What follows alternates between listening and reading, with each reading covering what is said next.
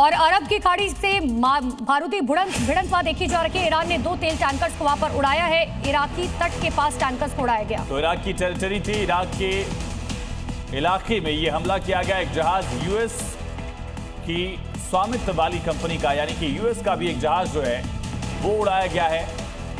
बड़ा हमला इराक के तट पर ईरान की तरफ से। ये तस्वीरें आप देख रहे हैं किस तरह से तेल टैंकर जो है वो दहल उठा।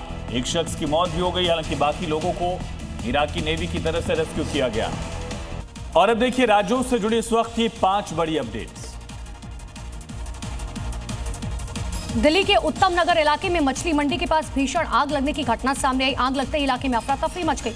सूचना मिलने के बाद दमकल की टीम मौके पर पहुंची। काफी मशक्कत के बाद आग पर काबू पाया गया। यूपी के फिरोजाबाद में पेट्रोल पंप पर एक कार चालक पेट्रोल भरवाने के बाद बिना पैसे दिए फरार हो गया। चालक ने कार को फिल्मी अंदाज में तेजी से घुमाया, जिससे कर्मचारी बाल बचे। पूरी घटना कैमरे में कैद हो गई। यूपी के अमरोहा में एक दरोगा द्वारा जूस संचालक के साथ की गई अभद्रता तूल पकड़ दी जा रही है। दरअसल दरोगा ने अपने कार में नारियल भर लिया और जब जूस संचालक ने इसका विरोध किया तो उसे पीट दिया गया। घटना के बाद स्थानीय लोगों ने दरोगा के खिलाफ सख्त कार्रवाई की मांग की। प्रयागराज में कुंभ मेले से चर्चा में आई मोनालिसा ने केरल में शादी कर ली। तिरुवनंतपुरम के नयनार मंदिर में शादी की, जिसमें केरल की कई राजनीतिक हस्तियां भी शामिल हुई। मोनालिसा ने महाराष्ट्र निवासी फरमान से शादी की। बिहार के नवादा में दहेज हत्या के मामले में पुलिस ने बड़ी कार्रवाई की है। फरार चल रहे मुख्य आरोपी की संपत्ति कुर्क की गई। आपको बता दें, आरोपी लगभग 8 महीने से फरार था। कई नोटिस देने के बावजूद सरेंडर नहीं कर रहा था। और बड़ी खबर है जहां पर आपको बता दें, मिडिल ईस्ट जंग में यूएनएससी ने दखल दिया है। खाड़ी देशों पर तुरंत हमले रोके जाएं, ये कहा गया। 13 वोटों से यह प्रस्ताव पारित हुआ है। तो सिक्योरिटी काउंसिल में चीन और रूस ने मतदान में हिस्सा नहीं लिया, यानी कि एक तरह से ईरान का अप्रत्यक्ष तौर पर दोनों देश अभी भी साथ दे रहे हैं। और इसी बीच एक बड़ी खबर है, कतर का ईरान को लेकर बड़ा दावा। ईरान ने 9 बैलिस्टिक मिसाइलें दागी, ये दावा किया गया। ईरान ने कतर पर कई ड्रोन दागे हैं। एक मिसाइल छोड़कर सभी को रोका गया। ईरान की एक मिसाइल निर्जन में गिरी है। ये बड़ी खबर इस वक्त की आपको बता रहे हैं।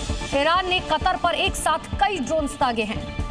एक मिसाइल छोड़कर सभी को इंटरसेप्ट कर लिया गया, ये दावा कतर की तरफ से किया गया। इससे पहले कतर के गैस प्लांट को भी ईरान ने टारगेट किया था। कतर में भी लगातार ईरान के मिसाइल और ड्रोन स्ट्राइक की कोशिश जारी है। 6 तस्वीरें आप देख सकते हैं, मिडिल ईस्ट में महायुद्ध की 6 बड़ी तस्वीरें।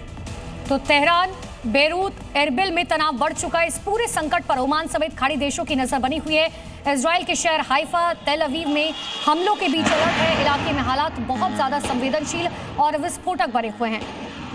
और मिडिल ईस्ट जंग पर बड़ा अपडेट है। लेबनान में 630 से ज्यादा लोगों की मौत हो चुकी है। लेबनान में 1500 से अधिक लोग घायल हुए हैं। इजराइल की तरफ से लगातार बमबारी जारी है। लेबनान के स्वास्थ्य मंत्रालय ने ये आंकड़े जारी किए हैं कि 630 से ज्यादा लोगों की अब तक मौत हो चुकी है और 1500 से अधिक लोग अब तक इसमें घायल हैं। जंग में 48 घंटे पहले केमिकल अटैक की खबर सामने आई। अब लेबनान से बाकायदा इसका वीडियो भी शेयर किया गया। दावा है कि इजराइल ने दक्षिणी लेबनान में व्हाइट फास्फोरस बॉम्ब का इस्तेमाल किया।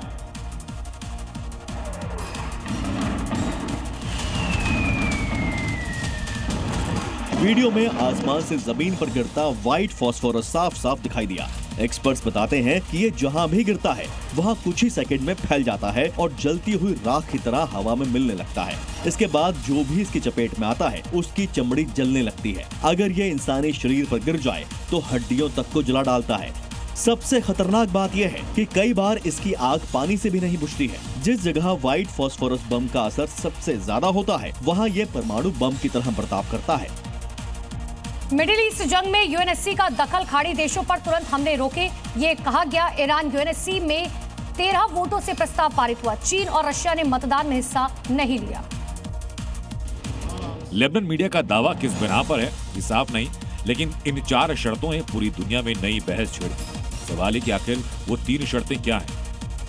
पहली शर्त, अमेरिका को एक गारंटी देनी होगी कि भविष्य में ईरान पर फिर हमला नहीं करेगा।